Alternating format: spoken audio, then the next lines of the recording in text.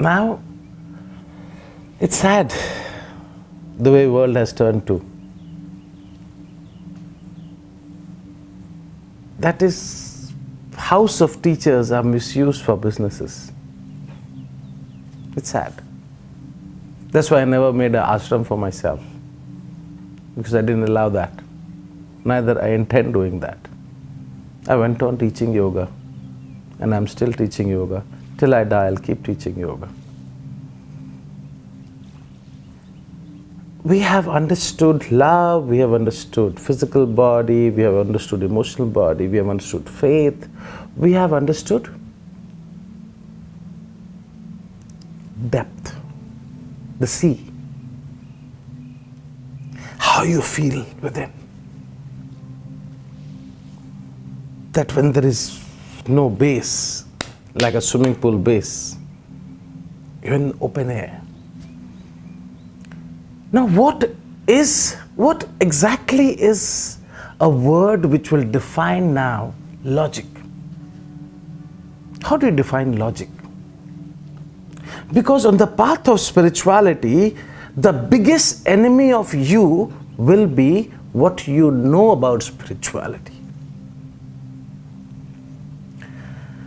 There was a king. Once upon a time there lived a king, and there was a small little mazar. Mazar is a place where the Muslim peer, that means someone who's enlightened, they are kept underneath the earth, and people put chadar. Chadar means some cloth on it in the respect of that Sufi saint. That's called a mazar. This was a boy who would sit there morning till night, do Ya Allah, Ya Allah, Ya Allah. Very good looking, very good looking. So the king passed by and he said, "My son, what are you doing here? What are you doing here? I will give you a beautiful space in my court. Now, I'm explaining you logic from here. I'm explaining you another agenda, and that is sannyas. I'm explaining you what do you want out of a teacher. If you keep yourself still, you don't belong anywhere. That still is the logic.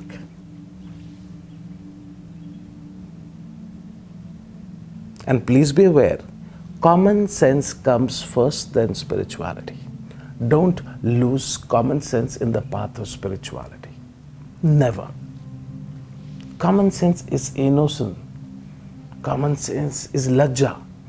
I talked to you about lajja the other day. Common sense is kava. I live here. It's rain and I would put my umbrella. That's common sense. Never lose common sense in spirituality. In front of a teacher, in front of God. Nobody. That's you. That's common sense. Common sense is genuine. Common sense is simple. Common sense is trying to protect yourself. Who you are. Yes, I'm ready to dive in the valley of unknown. Yes, I'm ready to dive in the valley of unknown. But little presence of common sense I'll still keep to not lose the agenda of the truth. You should not mix up your path versus end. Never. Path is to take you from point A to point B. This is the path. And don't fall in love with the path. A lot of people get lost on the path. A lot of people. I've seen saints, I've seen sages, I've seen sannyasis, I've seen monks, I've seen fathers in Christianity. Somewhere they just get trapped in the path. You left the whole universe. You left your family, you left your this, you left your that. And then you want to be a senior priest. You're sannyasi, but you want to be a senior sannyasi. It's sad. You came to know the value of death and again bought life in exchange. This is not common sense. You have lost your common sense. You've lost your common sense. And this common sense, illusion, and mind game is what you have to learn on the path of spirituality. Common sense, illusion, mind game. These are three vital things in the path of spirituality. I'll talk to you later. Let me finish the story. And this story you should remember to understand power of now.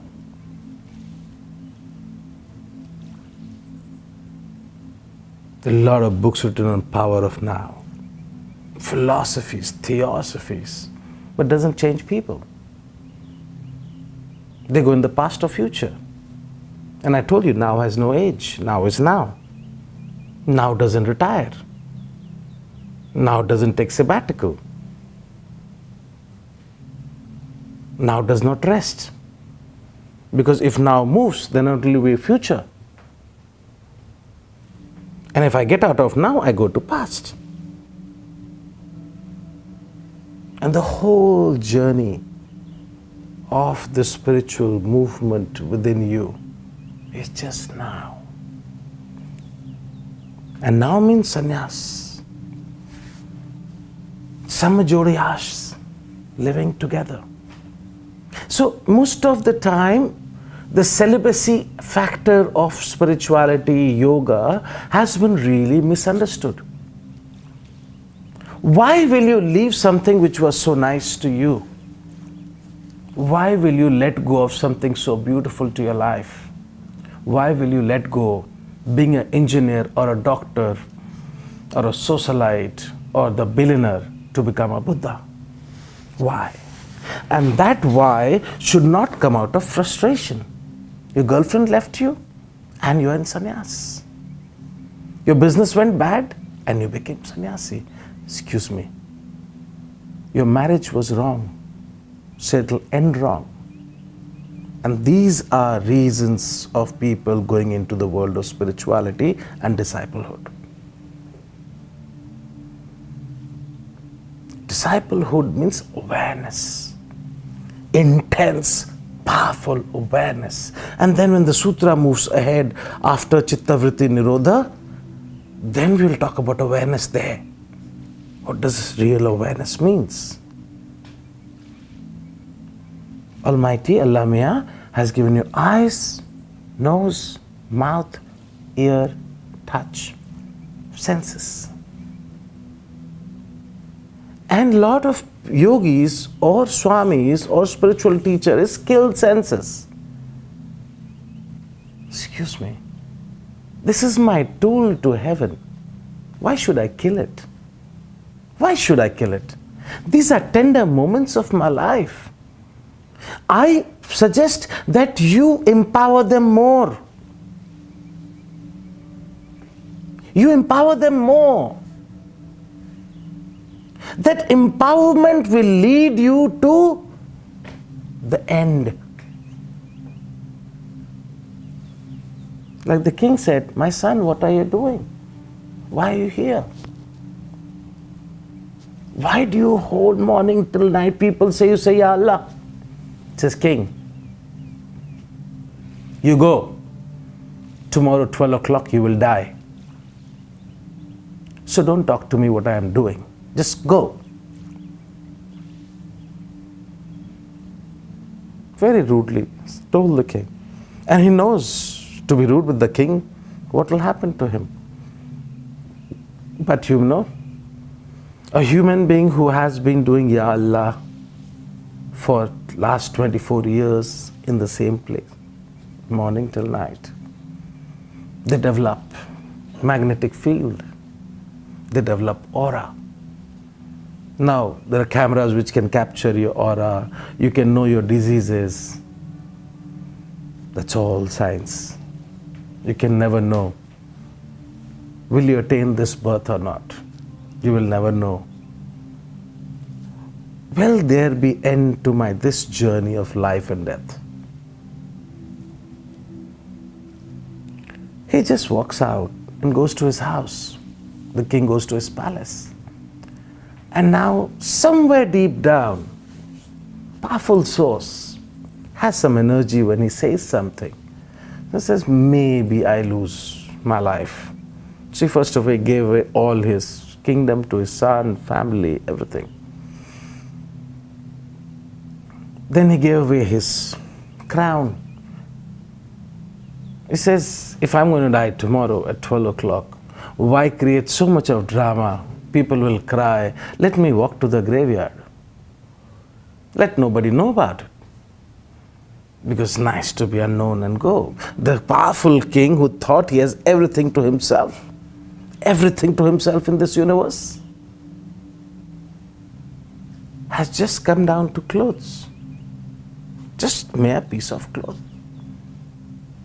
He says, as I'm burning, let me give this. So someone was passing by, he gave his clothes also. He says, why? Why? And he was waiting for 12. 12 became 1, 1 became 2. And he had really burnt the wood also for himself if it happens. So he's burned the wood so that if he falls, he turned on the other side, so if he falls, he will just burn himself. But he didn't die. So he picked up the burning wood and he actually was nude. He rushed towards the mazar to the boy. You idiot! You mess with my life, I gave away everything. I said, King, I just answered you what I am doing. At least I'm wearing clothes and doing. See yourself, look at yourself. You don't even have clothes and burning stick. That is what I do. I know. Next hour I will die. And that's sannyas. When you know the next hour you will die, and if you live, this is power of now. This is how you live in now. 1 hour later, when you know you're dying, what will you do? You'll keep praying. Because you want to belong to the world unknown. Now, teachers work on logical mind very strongly, and they attack you very insanely, very strongly. Because logic, teacher knows what is your logic. You read books, you read this, your mother said this, father said this, grandfather said this, society said this. This is just you. But this does not change you. Understand, in the path of spirituality, the seed has to completely die to become a plant. If the seed remains the seed, it will never turn into a plant. The identity of the seed has to die. The coating of the seed has to die. It has to learn to break free, and then the real plant will come up. And that's disciplehood. Ability to break free. Ability to turn from a seed to a full grown up plant, and ability to give more fruits and seeds so new plant should come up. That's disciplehood. And that's the force you need to go. Understand, this life is few years. My teacher would say half gone, half left. Very simple line. Half gone, half left. And if this is half left, we need to know, what do we do now? Go to the source. Like in Africa, there's something called wise man. You have to find your wise man of life. Who will not only heal you, and this wise man does not has to be your spiritual cult guru or master. This wise man could be anybody. Maybe a beggar you meet on street, he can be the wise man. He should show you that expansion. It should show you that peace. It should show you the fragment. It should show you that feel that yes, from the world of unknown, I can sense the flavor. I can sense like if in your house, biryani is getting cooked, 3 houses will know biryani is getting cooked. Similar is the spiritual life. If you get that fragrance, belong, sit, relax, watch, witness. Now Patanjali says the next sutra to be chitta vritti nirodha. Yoga chitta vritti nirodha. Yoga chitta vritti nirodha. Yoga is union. Yoga is separation. I've spoken to you before. Chitta. Chitta has to be understood very deeply. Because I told you, Patanjali has already studied Samkhya. So I have to explain you Chitta from the Samkhya perspective. Chitta is the byproduct of Purush and Prakriti. I know most of my talk will go over your head. I'm trying to be as low as I can. This is the sutra. In English language, if you want to define this, yoga is the process by the help of which you can stop all the modifications of human mind. What is chitta vritti nirodha? Yoga is the process by the help of which you can stop all the modifications of human mind. But this is not the meaning of chitta vritti nirodha. This is the commentary of English commentators who doesn't know head and tail of this science and the logic of this science, from which perspective Patanjali is saying chitta vritti nirodha. Nirodha, Sanskrit etymological meaning could be stop, cease, cessation. No, that's not Nirodha. That's not Nirodha. Actually, Patanjali in the second sutra, first sutra he tells you so much about. Second sutra is only talking about that if you want to define yoga, this is the sutra. The definition of entire 195 sutras is here and now. Now Patanjali says yoga chitta vritti nirodha. Yoga is the process by the help of which you stop all the modifications of human mind. Now we go towards words. What is chitta? To understand chitta, we have to go to Samkhya. Now chitta has 4 parts. How many? 4 parts. Manas, buddhi, chitta, ahankara. Manas, buddhi, chitta, ahankara. Manas, buddhi, chitta, ahankara. Manas, buddhi, chitta, ahankara. I'm saying so many times so that you hear my video and it should go in your brain. What is chitta? Another etymological meaning is chitta is the byproduct of Purush and Prakriti. I will explain you the other perspective again. Now let's understand the fragments of chitta. When you say human body, hand, leg, mouth, ear, nose, tongue, these are fragments of human body. Similarly, chitta has 4 fragments. Now here you put manas. Here you put buddhi. Here you put chitta. And here you put ahankara. Manas, buddhi, chitta, ahankara. Manasa, buddhi, chitta, ahankara. These are your 4 faculties. And now first time you will understand what is mind. Chitta by English commentator has been told as mind. It's like singing, it's like minding.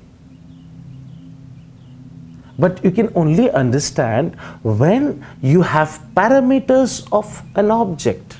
And these are the parameters of chitta.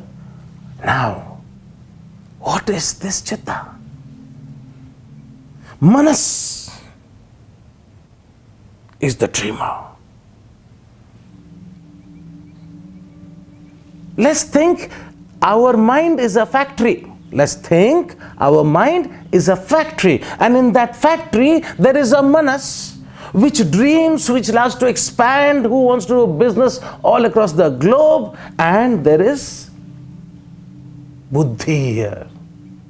Now, this person is very emotional, this person is dreamer, this person lives in another platform, but does not understand, manas does not have the ability to judge. Manas does not have the ability to judge. Buddhi has that ability. He's a CA, chartered accountant of the factory. Now he says you can only expand if you have this kind of capital. It wants to take control of the decision making of the manas. And ahankara on the other side says, manas, wow, what an idea. Wow, wow. This is where the mind is divided. That's how mind is not in control. And yoga is teaching you to develop a beautiful chemistry between all four. The manas, the buddhi, the ahankara. Ahankara just shows you who you are not. That's all is the definition of ahankara. Ego.